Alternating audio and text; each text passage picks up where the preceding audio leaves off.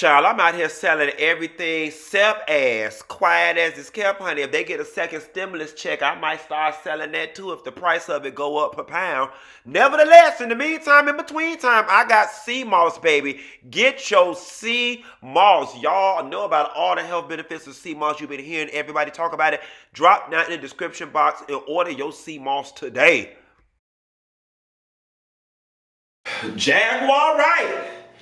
So y'all been wanting me to talk about Jaguar Wright, and I said to myself I wasn't, but I don't know, the stars and the sun and the moon must have aligned with the tide, and for whatever reason I got the spirit to talk about Jaguar Wright and all her shenanigans and how I really feel. Want to talk about it? Here you go.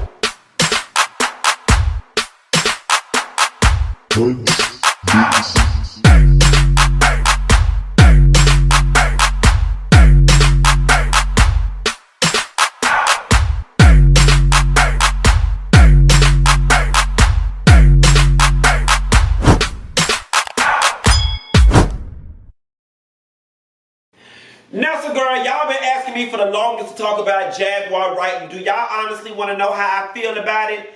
Jaguar Wright need to go sit her goddamn ass down somewhere telling folks business that is not her business to tell. That is how I officially feel about the situation, and please miss me with that. But she telling the truth, or but she keeping it real. I don't give a damn about her telling the truth or keeping it real at the expense of other people. What she is doing is not right. Now, the parts when she talking about people molesting her and trying to put their ding-a-ling on her, and her telling her tour bus stories, I have absolutely no problem with that whatsoever. Those are her stories. Those are her experiences, okay? But when you start getting down to things that you heard or things that you've witnessed that didn't involve you, maybe you were just a bystander in the room, those are not your stories and your truths to tell. Now see, let me tell you something. A lot of y'all are entertained, and don't get me wrong, they're celebrity news. So of course we're eating it up. Of course we're entertained by it, right? But when I look at Jaguar Wright, I feel two ways. The left part of my brain is empathetic and sympathetic because I see a woman that is hurt, right? The right part of my brain is upset with her for doing what she's doing. So let me start with the part of me that's empathetic and sympathetic. There is an old African proverb that says, the child that is not embraced by the village will burn it down to feel its warmth. That is what I'm getting from Jaguar. I'm getting from Jaguar, I've been working and working and working. I didn't make it. They didn't let me in. They didn't embrace me. The industry chewed me up and spit me out. And you know what? If y'all not going to let me in the club, then I'm going to burn the clubhouse down. That's what I'm getting from her, because there is no tangible end game in what it is she's doing. She can't possibly want to work after doing this. Bitch, you don't went after Clive Davis. You don't went after Puffy. You around here telling all Mary business. It's just, I don't understand. And here's the thing. I would be curious to know, and if some of y'all know, drop down in the comments and please let me know what it is that prompted all of this. If my memory serves me correct, the first one that she did was the Common one, about Common trying to make her suck his dick while she was asleep, okay? What prompted that? Because you've been holding on to it for all this time. I mean, is it that you finally got that last past due disconnect notice that just sent you through the roof? Because the people said she was down to the live and trying to get her food at the drive-thru and had to get the people 2 or 3 cars before it went through. So that right there is a signal to me that she's not doing too well. You know, for me, it's the malicious intent. Like, I looked at the one that she did talking about Foxy Brown, and I had to turn it off. There just was a point where it got so nasty. I didn't want to indulge in that. I mean, just telling, and I'm saying telling the girl business. We don't know if it's true or not. I mean, here's the thing. I'm not going to lie to you. A large part of me feels like the lion's share of what she's saying is true. But that is totally besides the point. Got on up there, told all Mary business, or whatever the case may be. Now, the stuff with Mary felt personal because I guess she felt like Mary might have blocked her or kept her from working or stopped her bag or whatever the case may be. So I can kind of understand why she would feel the way. But where I really got upset was when she made the accusation and implied that Summer Walker's reluctance to tour had nothing to do with her being an empath and the fact that she has been touched and that she's seen it. Now, don't get me wrong. Jaguar built a very compelling case as she began to shed light on what it takes to be a female artist in this business and what a lot of female artists go through. Then she tied it to the Summer Walker thing. I'm not gonna lie, it made me say, she got a point. But here is where I take exception with it. You don't know what further trauma you could have caused to that girl by putting that out there, or by alleging that, or by suggesting that. And we don't know if it's true or false, but you don't know what additional harm that you've done to that girl. And like that doctor told Dr. Heavenly ass on Married to Medicine, truth without compassion is brutality. You know, the only thing that's intriguing me the most with Jaguar is why. I love to try to understand what makes people tick. And here's the thing now, it went from, oh, she telling her story with Common, this is interesting, to this bitch is crazy. Like, you look unhinged and it reeks of bitterness. Like, there is no amount of words that Jaguar could string together that would convince me of anything other than she is extremely hurt, angry, and bitter. This reeks of bitterness because why now? And at the detriment of your future earnings. Like, I'm not gonna lie to you, I don't even want to go to a Jaguar Wright show as a result of that. Like, you come off like you, and it's weird, and here is why. And granted, I'm not no doctor. I have no qualifications to be diagnosing anyone with anything. But Jaguar Wright to me comes off as having multiple personalities and having some sort of mental illness, because I listen to her talk on some of her videos and she gives me loving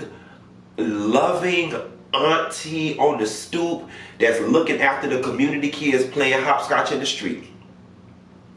Then 30 seconds later, there's just this evil, bitter, vindictive witch that jumps out. And the reason why I say there has to be some level of mental illness in this, because for that lady to be able to embody like 2 different people, 3 and 4 different people in the span of 5 minutes, something is off. She is coming unhinged, and we are sitting here watching her and eating this stuff up when somebody needs to help her, in my opinion. This shit reeks of Kanye West to me. And it's unfortunate because she, much like many other people in the media, is getting rewarded for bad behavior. Jaguar is now securing all these interviews with bloggers and vloggers, high scale and low scale in terms of popularity, and it's, you know, giving her a platform to spit and push and perpetuate this vitriol that she is spewing out of her mouth about people. For me, it's not cool. And again, there's some of y'all that's like, but she keeping it real, she telling the truth. The truth has nothing to do with it. It's not her truth to tell. It is not your truth to tell other people's intimate business. I don't give a damn if you know it. I don't give a damn if you witnessed it or not. If it did not directly impact you, if you were not a part of the plot, then it's not your business to tell. It just isn't. And it's for me, it's all about intention. It's all about intention. And all of this feels ill-intended. Like somebody for me is going to have to wrap this up in a pretty bow and show me where any of this is constructive and lends itself to the better, for the better good. Somebody said to me, somebody wrote in a comment the other day, and I disagreed with it, that said, everyone else gets to, something along the lines of, bitterness and jealousy is an emotion just like everything else. She needs to vent. Allow that lady to vent, you know, basically allow her to get it out. And while I agree that people need catharsis at times, not at the expense of other people. You know, I'm very liberal when it comes to my thinking about what people should be and should not be able to do. But I draw the line at when it costs other people. You can be who you want to be. You can say what you want to say to the extent in which it does not impact other people's life, ability to live peaceably. You can do, say, be whatever you want to be to the extent in which it does not infringe on other people's ability to live their lives peacefully. I mean that. I mean that. So I draw the line at freedom of speech when you out here telling people business that ain't yours to tell. I think it's crazy. I think it's unhinged. And you ain't getting nothing for it. Like, honestly, by the time Jaguar Wright is done with these YouTube and these Instagram rants, she literally is going to be qualified to do nothing more than ring the register at Kroger. And it kind of looked like, based on them drive-through videos, that's about what she doing to this day. She's so talented. It didn't have to end this way. And it's funny because I remember when I was back in college in the early 2000s when she did the Unplugged song cry thing, and everybody was going up, oh shit, who was that new girl? That new girl on that shit with Jay-Z. Who was that new girl? And everybody was waiting for that follow-up album. And she did do an album, and it did not get the commercial success of some of her contemporaries. Because keep in mind, Jaguar came out when the neo soul generation was strong. We had Erica, Jill, India Ari, Vivian Green, all those girls were in that little area. So there's no reason, in my opinion, why Jaguar did not have critical acclaim and success. Now, it was rumored then, way back then, that she was very difficult to work with. Difficult is a very broad Hollywood entertainment term that people love to spew out when they have a disagreement with somebody. So I'm not so quick to jump on the she's difficult bandwagon without any proof or tangible knowledge. However, looking at the way she's moving in these streets now and understanding that people really don't change a whole lot in terms of their behavior from when they're 20 to when they're 40, I'm starting to believe that there might have been some truth to some of what they were saying about Jaguar being difficult. Now, I was talking to a friend today, and she had a theory, and she was saying, well, part of it could be the fact that Jaguar wasn't as universally accepted as pretty as Jill Scott is. And please, dark-skinned black women, do not jump on me. I'm not saying that the big dark-skinned black girl is not pretty. What I'm saying is there is a standard of beauty in America and in the media, and Jaguar deviates from it. Jill more closely aligns with it. That's America's standard, not mine. Nevertheless, and there could be some truth in that. I mean, it's not like we haven't seen that before in the media. Look at Martha Wash, look at Cheryl Lynn, look at so many other people who got cast to the side because of their aesthetic. But I definitely think there's a little more to it. There's something so telling. And what's unfortunate about it is that I